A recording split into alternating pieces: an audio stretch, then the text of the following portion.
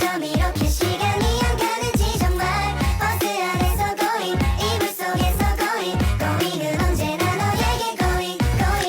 Bismillahirrahmanirrahim. Assalamualaikum warahmatullahi wabarakatuh. Alhamdulillahirrahmanirrahim. Wassalatu wassalamu ala asrofil anbiya'i wal mursalin wa ala alihi wa asrofil ajmain. Amma ba'du. Hadirin yang berbahagia, marilah kita panjatkan puji syukur kepada Allah Subhanahu wa Ta'ala karena telah melimpahkan nikmat dan rahmatnya kepada kita semua. Tak lupa salawat serta salam kita haturkan kepada junjungan kita Nabi Agung Muhammad Sallallahu Alaihi Wasallam serta para keluarga dan sahabatnya yang kita nantikan syafaatnya di yaumil akhir nanti. Pada kesempatan kali ini izinkan saya menyampaikan sedikit tausiah mengenai menghindari penyalahgunaan narkoba. Nah, apa itu narkoba? Lalu bagaimana cara menghindari penyalahgunaan narkoba? Berikut penjelasannya. Pengertian narkoba sendiri yaitu singkatan dari narkotika, psikotropika, dan bahan adiktif lainnya. Menurut Undang-Undang Narkotika, Pasal 1 Ayat 1 Nomor 35 Tahun 2009, narkotika adalah zat atau obat baik berasal dari tanaman maupun bukan tanaman yang bersifat alamiah, sintesis, atau semi-sintesis sehingga menimbulkan penurunan kesadaran, halusinasi, dan rasa rangsang. Dalam ajaran Islam, istilah narkoba memang tidak disebutkan secara rinci di dalam Al-Quran. Meskipun demikian, dilihat dari sifatnya yang memabukkan dan membahayakan, maka secara kias narkoba disamakan dengan khamar. Meskipun tidak mengandung alkohol atau etil alkohol, khamar adalah jenis makanan dan minuman yang dapat memabukkan, menghilangkan kesadaran seseorang, dan merusak akal sehat. Selanjutnya ada dua dasar hukum larangan penyalahgunaan narkoba. Yang pertama ada menurut hukum negara.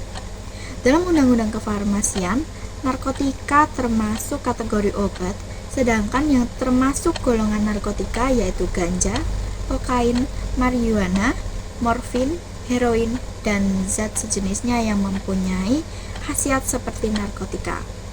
Oleh karena dapat menyebabkan penurunan kesadaran, hilangnya rasa nyeri dan menimbulkan ketergantungan, maka penyalahgunaan narkotika berbahaya bagi kesehatan manusia sehingga peredaran narkotika sebagai obat diawasi ketat oleh pemerintah negara, mengatur penggunaan narkotika hanya digunakan untuk pelayanan saja. Yang kedua, menurut hukum agama. Hukum narkotika secara agama disamakan dengan khamar karena sifatnya yang memabukkan dan membuat hilang kesadaran, sehingga ayat-ayat yang melarang narkotika sama dengan ayat-ayat yang melarang meminum khamar. 4 tahapan larangan khamar yaitu dalam Quran Surat An-Nahl surat ke-16 ayat 67 yang isinya seputar informasi kurma dan anggur yang dapat menghasilkan dua hal yang berbeda, yaitu khamar dan rezeki yang halal.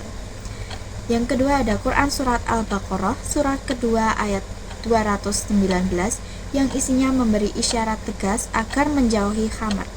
Yang ketiga ada Quran Surat An-Nisa surat keempat ayat 43 yang isinya melarang mabuk terutama saat mendekati sholat.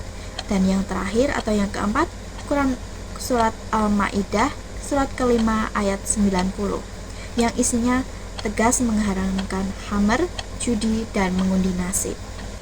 Beberapa dampak penyalahgunaan narkoba. Yang pertama ada terinfeksi penyakit menular, yang kedua merusak organ tubuh, yang ketiga mengalami dehidrasi, yang keempat menurunnya kesadaran, bingung dan hilang ingatan, dan yang kelima gangguan kesehatan mental akut. Nah, lalu gimana sih cara mencegah pelajar agar tidak terlibat dalam penyalahgunaan narkoba? Yang pertama, memberikan dukungan penuh dari orang tua, keluarga, dan sekolah untuk membantu mereka menghadapi tekanan dari pergaulannya, terutama yang tidak baik. Yang kedua, mengetahui aktivitas remaja menjadi penting dilakukan oleh keluarga agar mengenali siapa yang bergaul dengannya, apakah pergaulan tersebut sehat ataupun tidak, sehingga keluarga dapat mendeteksi secara dini jika menemukan indikasi penyalahgunaan narkoba oleh lingkungan pergaulan remaja. Yang ketiga, mengenali setiap obat bebas maupun yang diresepkan oleh dokter. Yang keempat, selalu terbuka menerima setiap keluhan dari remaja, baik terkait persoalannya dengan teman maupun persoalannya dengan orang tua. Yang kelima, bekerja sama dengan aparat penegak hukum, BNN, dan tokoh masyarakat jika menemukan adanya indikasi pengedar yang mengedarkan narkoba di lingkungan sekolah. Yang terakhir, mengajak remaja untuk membiasakan diri beribadah tepat waktu dan mengisi kekosongan waktu untuk mengaji atau membaca Al-Quran. Ada beberapa hikmah menghindar diri dari penyalahgunaan narkoba. Yang pertama, mendapatkan keberkahan dan ridho dari Allah Subhanahu wa Ta'ala. Yang kedua, mendapatkan ketenangan dan kedamaian dalam hidup. Yang ketiga, bagi remaja, peluang dan kesempatan mengembangkan diri terbuka.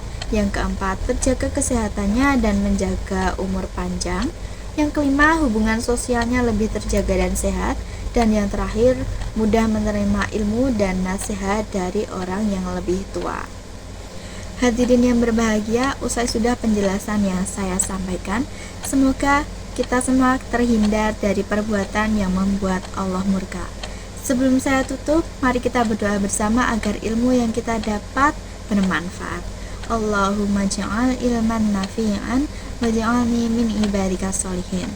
Rabbana atina fid dunya hasanah wa fil akhirati hasanah wa qina adzabannar. Saya mohon maaf jika ada perbuatan atau perkataan yang kurang pantas. Wabillahi taufik wal hidayah. Wassalamualaikum warahmatullahi wabarakatuh.